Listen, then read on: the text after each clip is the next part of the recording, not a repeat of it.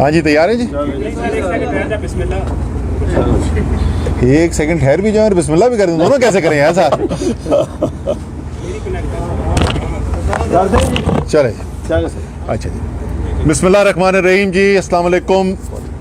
आज पाकिस्तान के अंदर 3 सूबों के अंदर अवाम के सामने इलेक्शन हो रहा था।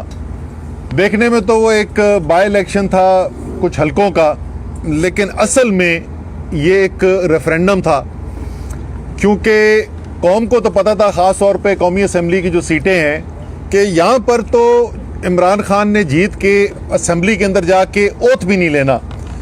इसलिए लोग जो वोट डालने के लिए आ रहे थे, वो ये वोट डालने के लिए नहीं आ रहे थे कि उनको अपने कोई हल्के के काम करवाने थे, उनको कोई गली, कोई नाली, कोई पानी का काम करवाने थे। ऐसा नहीं कि उनको ज़रूरत नहीं है, लेकिन पाकिस्तान के अवाम को भी ये समझ में आ गई है कि पाकिस्तान तारीख़ के एक इंतहाई अहम मोड़ पर आ गया है। और अब 2 रास्ते यहाँ से कौम को आगे जाने के लिए, या तो वही पुराना पाकिस्तान चलता रहेगा, वो पाकिस्तान जिसके अंदर चंद ताकतवर लोग जो हैं वो बंद कमरों के अंदर हराम का पैसा इस्तेमाल करके बैरूनी इमदाद लेकर पाकिस्तानी कौम के फैसले करेंगे, या पाकिस्तान की कौम के फैसले जो हैं वो पाकिस्तान की कौम करेगी। क्या पाकिस्तान वैसे ही पहले की तरह बैरूनी ताकतों के सामने सर झुकाकर उनकी मर्जी के फैसले करेगा, उनकी जंगों का हिस्सा बनेगा, या पाकिस्तान जो है वो अपने मफादात देखते हुए, अपनी कौम के, अपनी आवाम के मफादात देखते हुए अपने लिए फैसले करेगा? और आवाम का फैसला पिछले 6 महीने से, जब भी आवाम से ये सवाल पूछा गया है, चाहे वो किसी जलसे की शक्ल में हो, वो किसी एहतजाज की शक्ल में हो, वो किसी इलेक्शन की शक्ल में हो, तो अवाम का जवाब जो है, अवाम के दिमाग में कोई इबाहम नहीं है। हर दफ़ा अवाम का जवाब एक ही आता है, और वो जवाब है कि गुलामी नामंजूर। 17 जुलाई को पंजाब में 20 हलकों के अंदर इलेक्शन कराया गया। उस वक़्त तो हुकूमत भी इनकी थी, पूरी तरीके से उन्होंने हुकूमती मशीनरी इस्तेमाल की, और 75% सीटें जो हैं वो तहरीक-ए-इंसाफ ने जीती। आज 11 सीटों का मुकाबला था, और एक दफ़ा फिर जो रिजल्ट सामने आ रहे हैं, तकरीबन अब तो फाइनल रिजल्ट सामने आ गए हैं, 3/4 अक्सरियत से तहरीक-ए-इंसाफ ये सीटें जीती हैं। इमरान खान का बयानिया लोगों के दिल और दिमाग के अंदर उतर गया है। पाकिस्तान के अवाम फैसला कर बैठे हैं, लेकिन सवाल ये है कि वो लोग जिनके पास पाकिस्तान की फैसला साजी का इख्तियार है, जिनकी जिम्मेदारी है पाकिस्तान की कौम के फैसले करने की, क्या उनके दिमाग में कोई इबाहम है, या उनका भी ज़हन उतना ही साफ हो चुका है जितना कौम का ज़हन इस वक्त वाज़े हो चुका है? क्योंकि देखें, कौम जो है पाकिस्तान की, उसकी खुशकिस्मती ये है कि एक तो अल्लाह पर तवक्कुल रखने वाले लोग हैं पाकिस्तानी, तो बहुत सारी मुसीबतें जो हैं वो मुश्किल जो है वो उससे गुजर जाते हैं, और वो रद्द अमल को ऐसा नहीं करते जो बहुत मनफी हो। और इस वक्त ये भी खुशकिस्मती है कि कौम के पास एक लीडर है इमरान खान की शक्ल के अंदर, एक पार्टी है तहरीक-ए-इंसाफ की शक्ल के अंदर, जो अवाम की जो उमंगें हैं, और मैं कहूँगा जो इस वक्त अवाम का गम और गुस्सा है, उसको एक मस्बत रास्ता देने के लिए इमरान खान जैसा लीडर मौजूद है। और वो आज भी कौम को यही दर्स दे रहा है कि हमने जो कुछ भी करना है वो एक जमहूरी रास्ते से करना है। और मुतालबा क्या रखा हुआ है? मुतालबा ये रखा हुआ है कि इमरान खान की बात ना मानी जाए, तहरीक-ए-इंसाफ की बात ना मानी जाए, पाकिस्तान के अवाम को फैसला करने दें, पाकिस्तान के अवाम क्या चाहते हैं। और अगर हम ये चाहते हैं कि पाकिस्तान की अवाम का फैसला एक पुरअमन तरीके से हो, तो उनको जमहूरियत का रास्ता इख्तियार करने दें, उनको इलेक्शन का मौका दें जिसके अंदर वो ये फैसला कर सकें कि वो किसको जिम्मेदारी देना चाहते हैं पाकिस्तान की। वरना जो पाकिस्तान के अंदर होता रहा है, और जिस किस्म का गम, गुस्सा, और वो बढ़ता रहा है क्योंकि बतदरीज ये गुस्सा बढ़ता रहा है अवाम के अंदर। और उसका इजहार आपने आज भी देखा है कि किस तरीके से उन अवाम निकले हैं और अवाम ने आकर वोट डाला है। इस जो पिछले 6 साल से 6 महीने से इस मुल्क के साथ किया जा रहा है उसके खिलाफ वोट डाला है। पहले वो देखते हैं कि ज़मीरों की मंडी लग रही है, सिंध हाउस और मेरियट के अंदर हराम का पैसा चल रहा है, ज़मीर खरीदे जा रहे हैं। फिर उसके बाद उनको नज़र आता है कि बैरूनी धमकियां आ गई हैं, बैरूनी मुदाखलत हो रही है, उनको साजिश होते हुए नज़र आ रही है। फिर जब वो अपने आईनी हक के लिए निकलते हैं तो बदतरीन हुकूमती दहशत गर्दी और गुंडागर्दी का उनको सामना करना पड़ता है। 25 मई के दिन रात की आधी रात के अंदर दीवारें फलांग कर गैर कानूनी तरीकों से औरतों का हरासा किया जाता है। अल्लामा इकबाल की बहू को नहीं छोड़ा, उनके घर पहुंच गए ये, इन्होंने औरतों के साथ क्या नहीं किया। और फिर 25 मई को जिस तरीके से आंसू गैस, लाठी चार्ज, गाड़ियां तोड़ी गई, लोग उस दिन अगर वापस 26 की सुबह इमरान खान न ये फैसला करते तो अल्लाह जानता है यहाँ पे इस्लामाबाद में क्या हो सकता था। जो लोगों में उस वक्त गुस्सा था वो कुछ भी कर सकते थे, लेकिन जमहूरियत जो है वो एक रास्ता देती है कि वो गुस्सा जो है वो एक मस्बत अंदाज से निकल जाए। आज इस वक्त फैसलाबाद में मैं आपको बता सकता हूं कि इस वक्त लोग जो हैं उनका गुस्सा ठंडा हुआ होगा। क्यों? उनको मौका मिला और उन्होंने जाके न सिर्फ जो आबिद शेर अली और साथ उनके राना सनोल्ला ने कैंपेन की, न सिर्फ बहुत भारी मार्जिन से उनको हराया, बट मुझे सारी शाम से जो सबसे ज्यादा लोगों की खुशी के मैसेजेस आ रहे हैं फैसलाबाद से वो ये आ रहे हैं कि जी राना सनोल्ला की घर की यूसी के सारे पोलिंग स्टेशन जो है उनको हरा दिए, तो उनको एक मौका मिला। आप क्यों चाह रहे हैं, क्यों धकेल रहे हैं पाकिस्तान की कौम को? क्या अभी तक आपको ये नजर नहीं आया कि कौम किधर खड़ी हुई है? फैसला दीवार पे लिखा जा चुका है।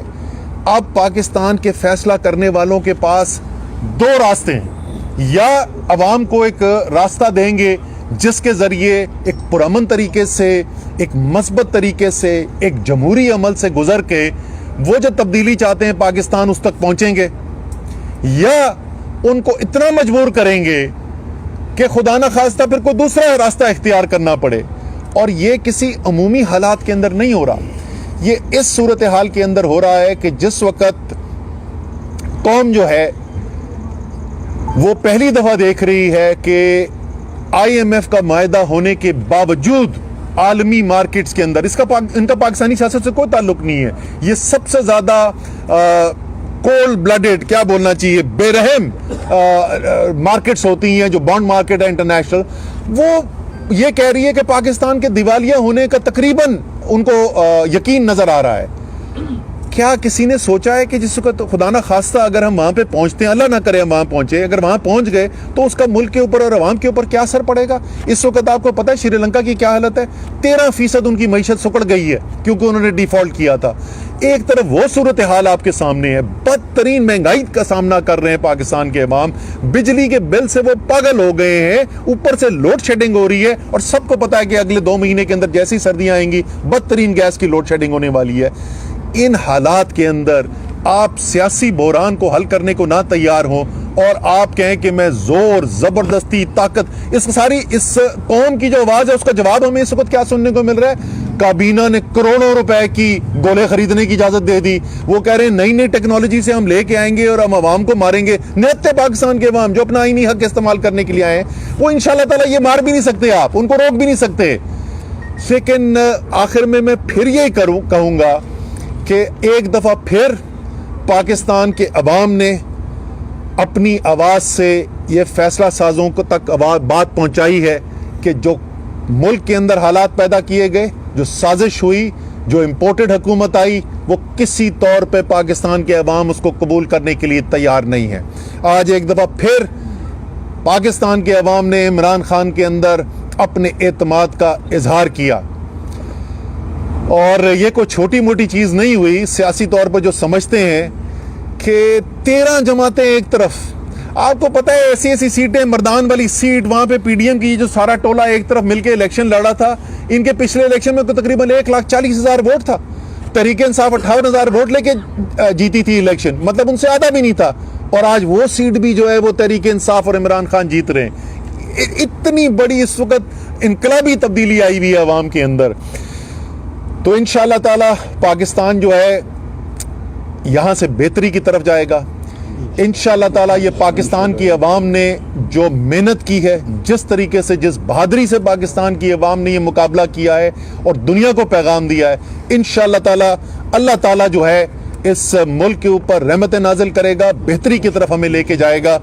और इसीलिए मेरी तमाम पाकिस्तान के अवाम से, खुसूसी तौर पे तहरीक इंसाफ के, अच्छा मैं तहरीक इंसाफ के जो वर्कर्स, लीडर्स जिन्होंने मेहनत की, मैं उनका शुक्रिया अदा करना चाहता हूँ।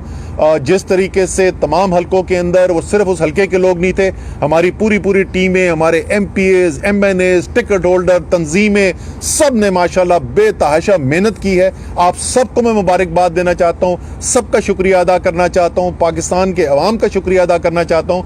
और इमरान खान साहब का पैगाम देना चाहता हूँ सारी कौम के लिए। खान साहब ने कहा है कि कल सब जो है वो तशक्कुर की दुआ भी करें, अल्लाह ताला से शुक्र अदा करें कि अल्लाह ताला ने इतनी बड़ी कौम को कामयाबी दिलाई है, सुरखरू किया है पाकिस्तान की हकीकी आज़ादी की तहरीक को।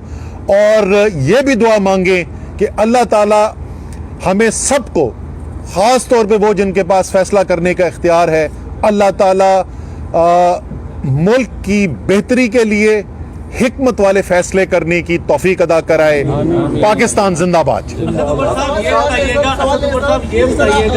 इंतखाबात में सारी बात है कि खान साहब के साथ में अवाम इस वक्त खड़ी है, तो इस सूरत हाल में इंतखाबात में हिस्सा लेने की क्या जरूरत पड़ी? क्या ये कौम का पैसा और वक्त ज़ाया करना नहीं है? दूसरे सवाल में ये है कि जिस तरह खान साहब इल्ज़ाम लगाते रहे खराई मखलूकों पर, XNY पर, तो आप क्या समझते हैं कि ये इंतखाबात आपको देकर, यानी इंतखाबात में PTI को जीत देकर जो आम इंतखाबात आएंगे, इनके से ऊपर तो नहीं है?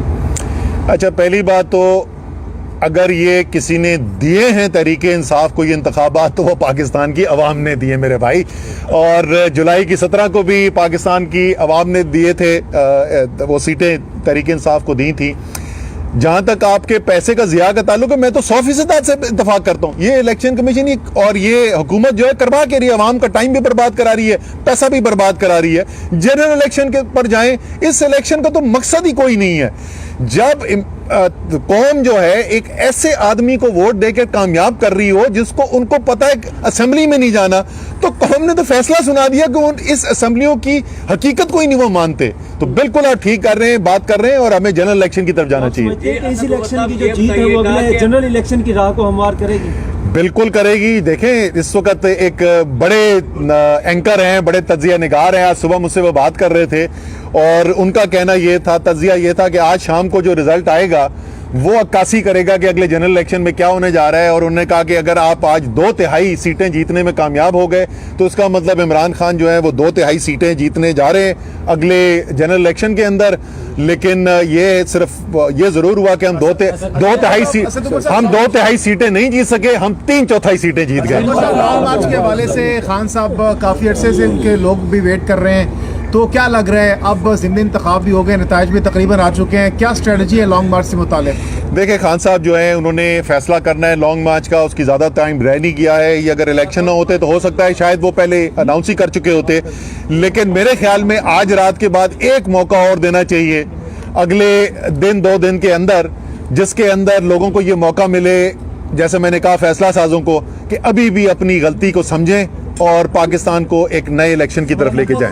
नवीद अकबर आज न्यूज से ये बताइएगा कि आज का जो फैसला है, इसके बाद वक्त आ नहीं गया कि इमरान खान साहब ने जो लॉन्ग मार्च करना है जल्द से जल्द उसका ऐलान करके वो मार्च करें, ताकि अवाम जो है वो सड़कों पर निकले और इलेक्शन के लिए मजबूर कर सके, वरना तो यही चलता रहेगा। 6 हल्के हैं, 6 हल्कों में अब दोबारा जो इमरान खान जीते हैं दोबारा इलेक्शन नहीं होगा, क्योंकि वो हलफ नहीं लेंगे, और हलफ नहीं लेंगे सीट खाली नहीं करेंगे, चलता रहेगा, आगे अगस्त आ जाएगा, अगला साल आ जाएगा।